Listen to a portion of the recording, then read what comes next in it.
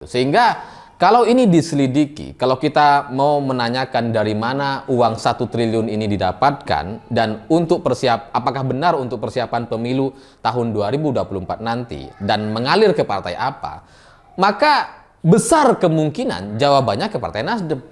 Karena menterinya 2 periode dari Partai Nasdem. Jadi lucu kalau kemudian mengalir ke Partai Demokrat. Itu gimana ceritanya?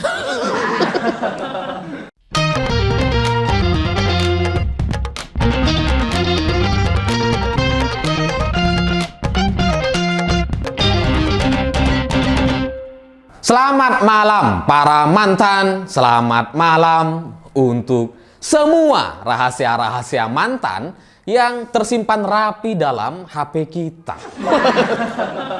Semua aibnya lengkap, tinggal upload. Nah, cerita-cerita semacam itu bagi saya jadi mirip sekali dengan cerita menteri-menteri dari Partai Nasdem. Karena semua datanya lengkap, tinggal upload.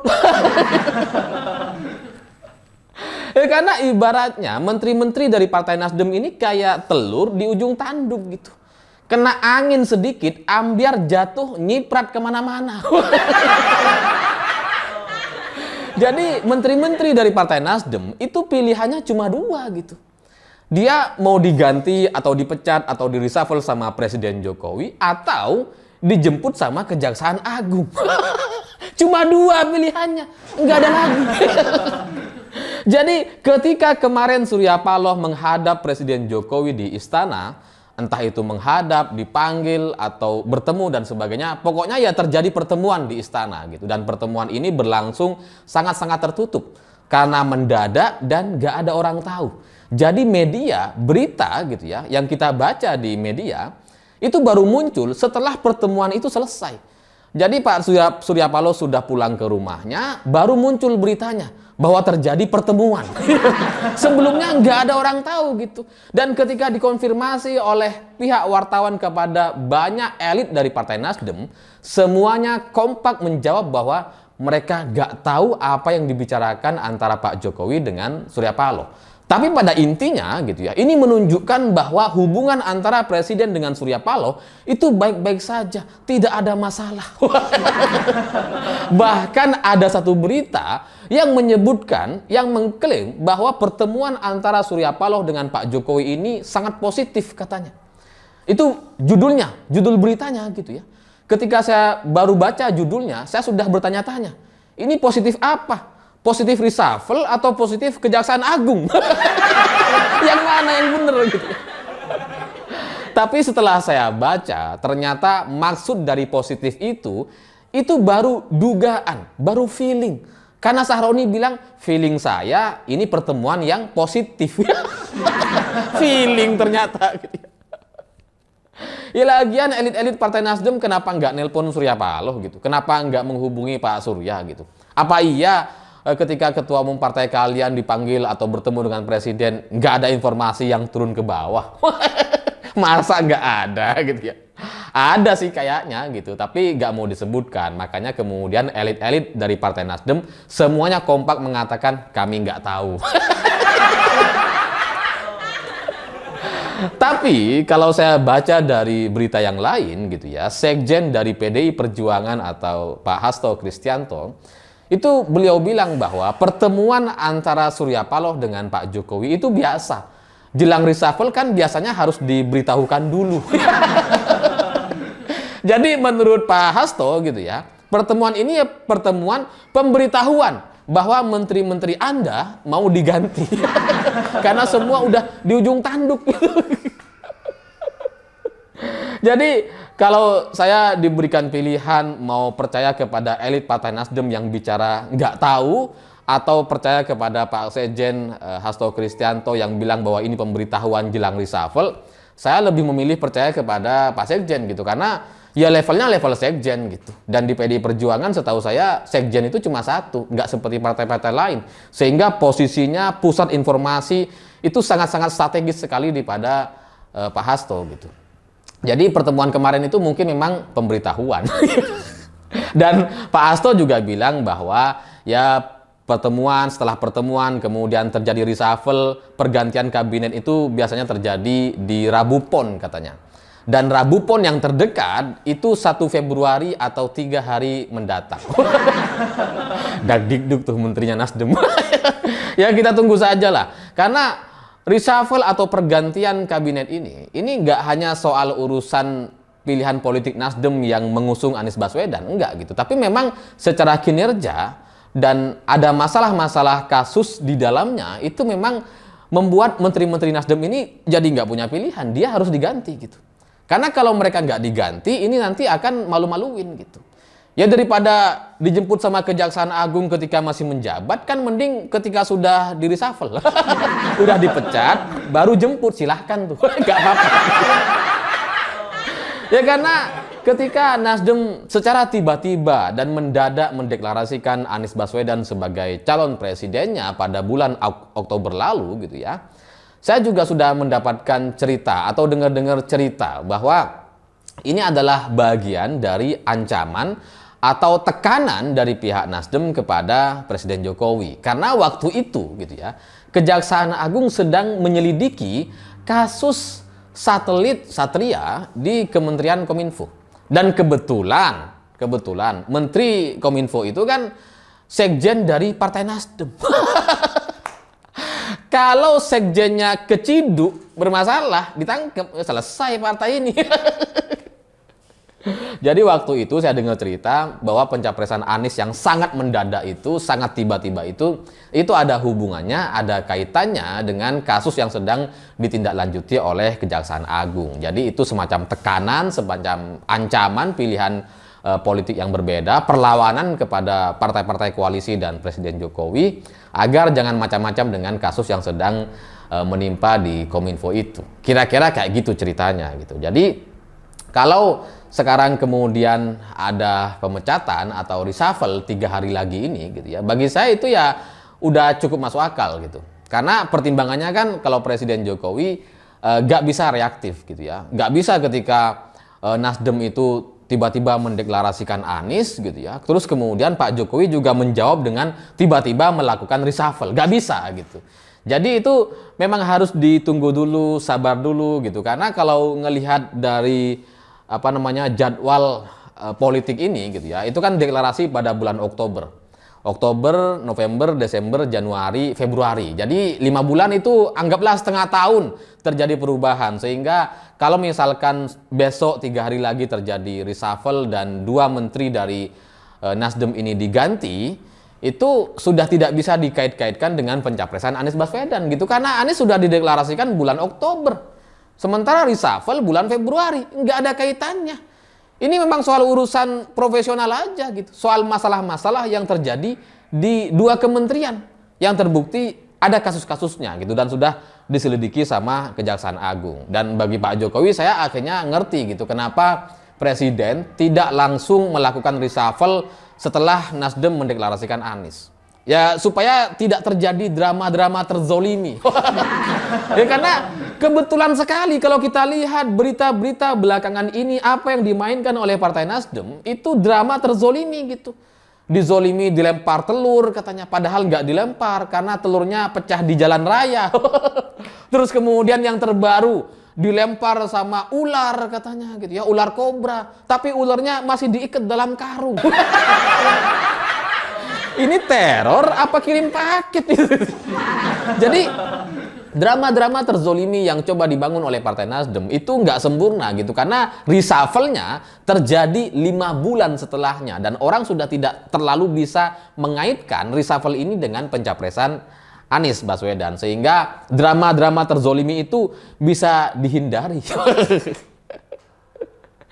Dan terkait kementerian-kementerian dari Partai Nasdem gitu ya, kan Nasdem itu ada 3 menteri gitu ya, yang bermasalah 2 gitu, Kemenkominfo dan Kementerian LHK gitu.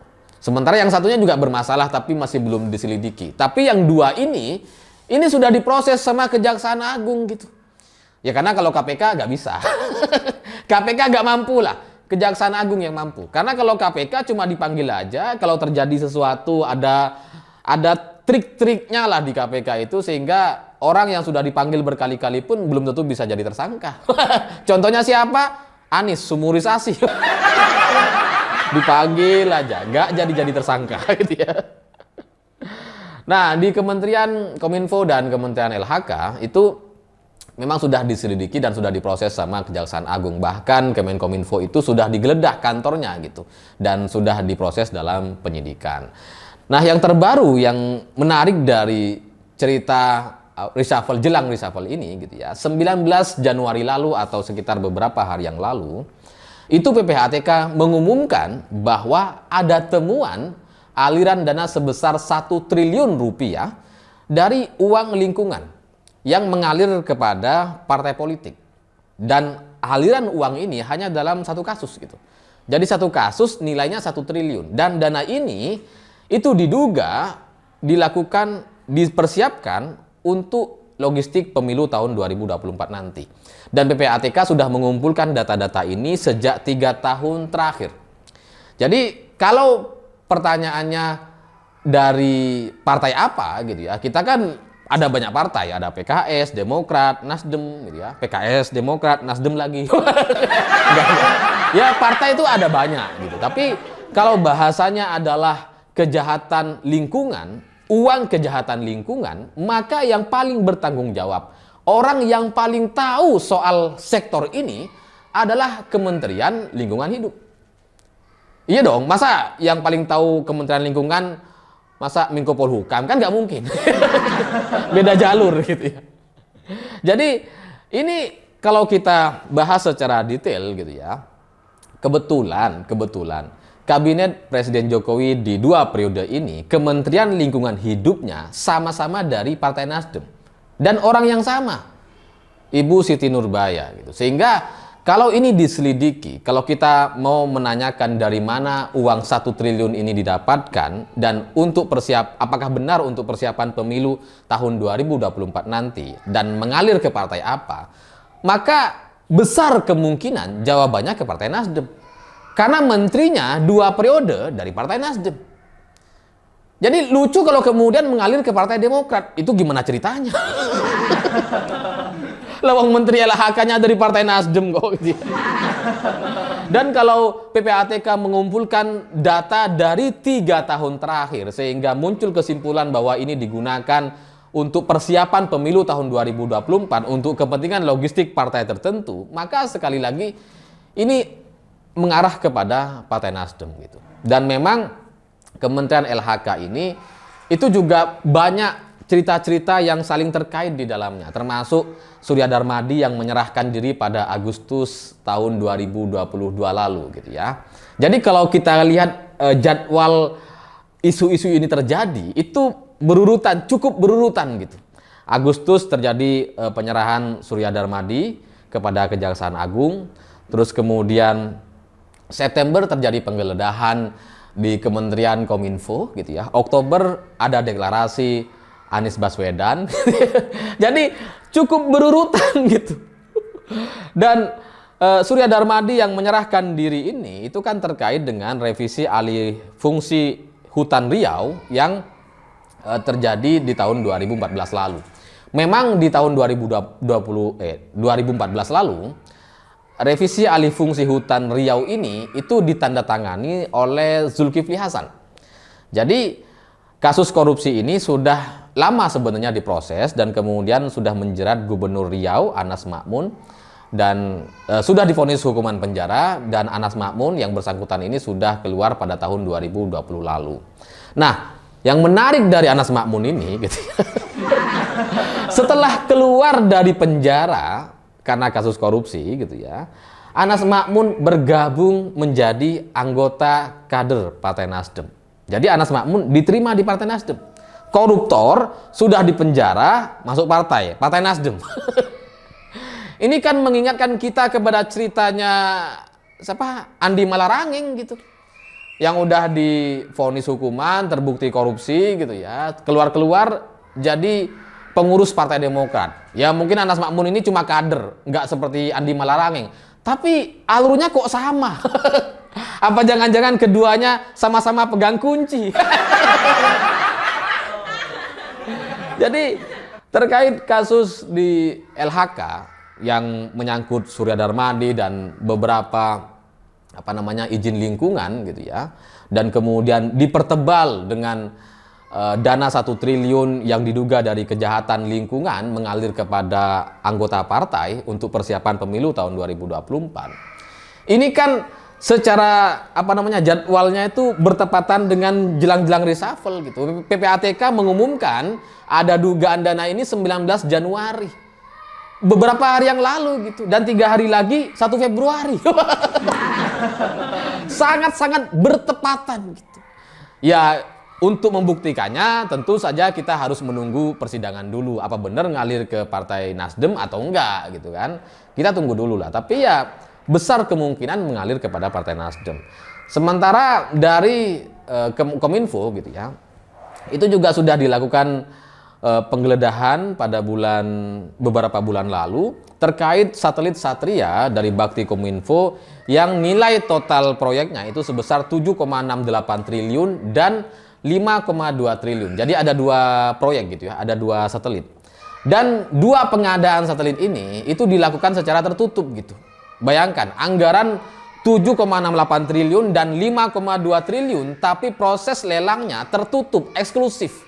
Tiba-tiba sudah ada pemenangnya, dan ternyata ini diskenariokan dengan sedemikian rupa oleh Dirut Anang Latif, Dirut Kominfo gitu ya. Dan kemudian ini kalau kita ngelihat gitu ya, dari 2 kasus ini, ya, kasus yang jumlahnya triliunan ini, yang di kasus Satria Bakti Kominfo ini, yang satelit ini ada markup sekitar, bukan markup, ada kenaikan harga sekitar 1,5 triliun gitu ya. Dan lucunya dari pengadaan ini, semua perusahaan yang mengajukan lelang itu mengajukan spesifikasi atau merek-merek yang sama, semuanya sama gitu, sampai kemudian ditetapkan pemenangnya. Jadi ini memang sangat-sangat mencurigakan sekali. Dan kalau kita mau berkaca kepada Partai Demokrat gitu ya, terkait kasus korupsi Partai Demokrat yang triliunan rupiah yang terjadi di Hambalang sana gitu ya. Ini kasus ini gitu ya, itu kayaknya memang menyangkut elit-elit dari partai tertentu gitu. Karena kalau udah triliunan, rasanya kok mustahil elit-elit dari partainya itu nggak tahu gitu. Kalau dari Partai Demokrat kan ketika terjadi korupsi semuanya diangkut. Angelina Sondag, Anas Urbaningrum, siapa lagi itu yang kabur itu diangkut semuanya gitu. Jadi ya karena itu korupsi triliunan gitu. Nah ini di 2 kementerian di Partai Nasdem ini yang juga diduga ada dugaan korupsi triliunan ini gitu ya. Saya mencurigai bahwa ini juga mengalir kepada elit-elit tertentu. Dan ya kalau sudah urusan triliunan dan PPATK sudah secara terbuka mengatakan bahwa ada dugaan ini dikumpulkan dana-dana ini untuk persiapan pemilu tahun 2024, maka bagi saya gitu ya, ini sudah sangat jelas sekali alasan bagi Presiden Jokowi untuk segera melakukan reshuffle. Karena memang sudah sedemikian ibaratnya tuh ibarat hujan, mendungnya udah gelap sekali gitu. Bayangkan, rentetan kasus atau peristiwa terjadi secara berturut-turut jelang reshuffle. Jadi ini emang udah tanda-tanda gitu, harus segera. Kalau sudah awan hitam harus segera hujan.